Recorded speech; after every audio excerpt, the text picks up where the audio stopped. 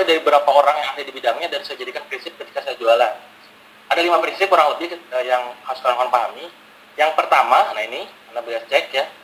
Jualan adalah aktivitas menolong orang yang dibayar. Nah, ya. Maksudnya apa? Pas kita jualan, pastikan yang dalam otak dan pikiran itu bukan cuma duit dan duit, duit dan duit. Ya. Pastikan yang kita lakukan itu adalah menolong orang, walaupun emang pasti namanya duit itu pasti dikejar, munafik banget kalau jualan nggak mikirin duit, pasti gitu ya.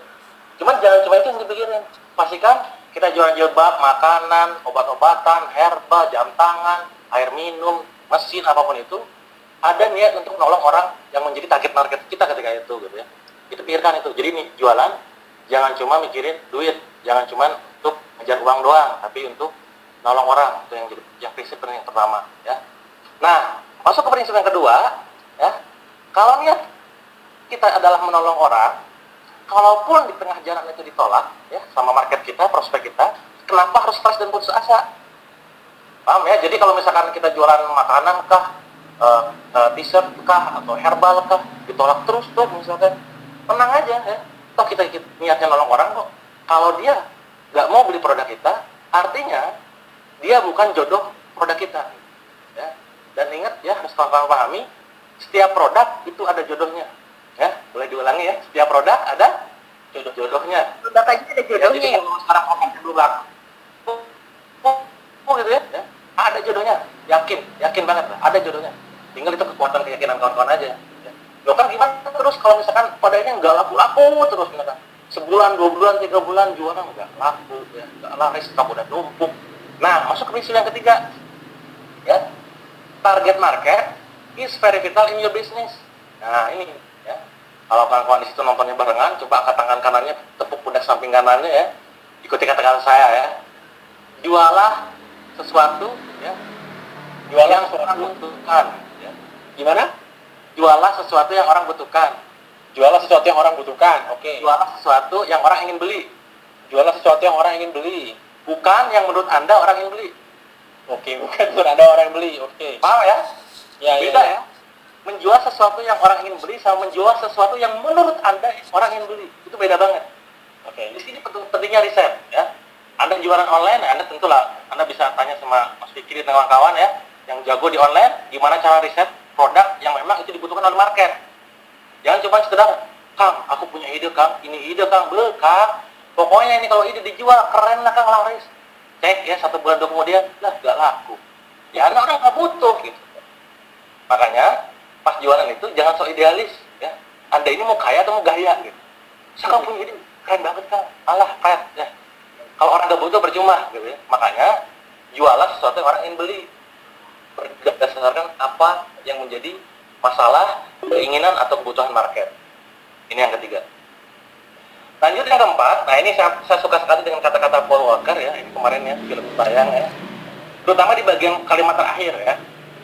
If you believe in your product, you know your product, you sell it lot better. Maksudnya apa? Jika kamu percaya dengan produkmu, kamu tahu produkmu, kamu bisa menjualnya dengan lebih baik atau lebih banyak. Nah ini sering terjadi ya. Saya pernah punya salah satu klien Surabaya, ketika itu dia bisnisnya adalah jual sepatu hujan ya.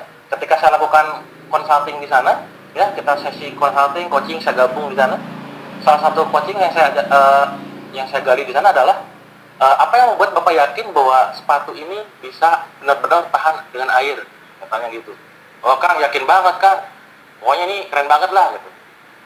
Tanya saya lagi, apa yang membuat customer yakin bahwa Bapak itu benar-benar menjamin produk ini tahan air?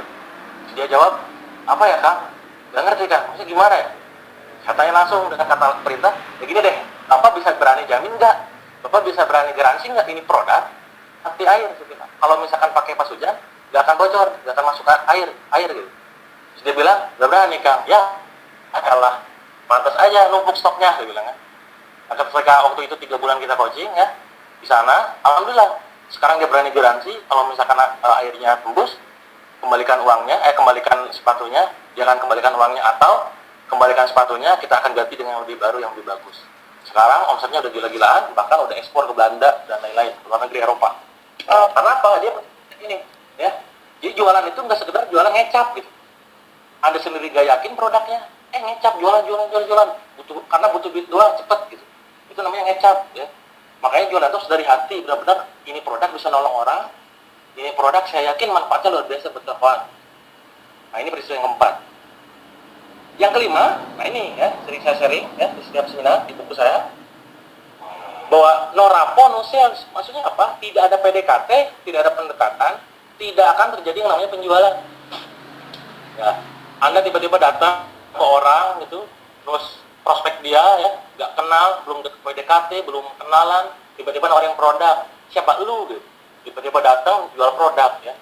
Ingat ya, orang nggak suka dijualin, tapi orang suka belanja. Ya, itu penting ya. Makanya kalau pas jualan, terutama pas offline, bangun kedekatan itu penting. Anda jualan offline nih, misalkan ketemuan ya, ikutin temannya, ada yang namanya matching mirroring, samakan gerakannya, kakinya lipat juga gitu. Terus misalkan ngomongnya cepat, ikut cepat juga, itu salah satu teknik untuk membangun kedekatan. Kan kalau jualan online gimana? Nah ini, makanya sering-sering yang namanya lakukan sharing. Anda jualan jilbab, jualan herbal, edukasi tentang manfaat yang diberikan, tutorial hijab, apapun itu. Makanya sering saya sharing, prinsip jualan itu sederhana. Kalau di zaman sekarang ya, sharing dahulu, selling kemudian. Nah ini, ya. sharing dahulu, selling kemudian. Maksudnya apa? Sharing itu dalam rangka membangun kedekatan kawan-kawannya. Sekarang saya melihat banyak sekali lah di Facebook, di Twitter, di email apapun itu ya, belum kenal, belum dekat, tiba-tiba jualan mulu. Saya bisa cek gitu ya, saya bisa cek angka omsetnya paling dikit ya. Pakai cara elegan dong gitu ya. Kalau misalkan Anda punya teknik ya, punya cara gitu ya, kayak misalkan Facebook Ads, Google Ads ya, di Twitter Ads sekarang yang baru, gunakan itu. Itu kebutuhan PDKT ya. Yang penting Anda sasar marketnya pas aja, udah masuk langsung. Kalau pakai cara Anda tahu siapa penjualnya, Anda harus PDKT. Caranya yang paling sederhana adalah banyak sharing, banyak edukasi mereka. Sehingga pada saatnya nanti pas jualan, mereka tertarik gitu. Dan benar-benar bisa bahwa, oh ini bermanfaat, sekarang akhirnya beli. Jangan dibalik, jualan, selling, sharing, pas gak laku baru sharing gitu. Nah, ini masalah ya. Jangan sampai terjadi seperti itu. Jadi 3 hal penting tadi ya, selain goal, strong why dan passion, kawan harus memiliki 5 prinsip tadi. Ini harus dipegang banget. Nah, ini materi inti saya ya. Kawan-kawan, ya, coba bisa dibaca di slide ya. Ini saya setuju banget ya dengan kata-kata dari Sun Tzu ini ya. Kenalilah musuhmu, kenalilah diri sendiri, maka kau bisa berjuang dalam 100 pertempuran tanpa resiko kalah. Nah, tadi di awal saya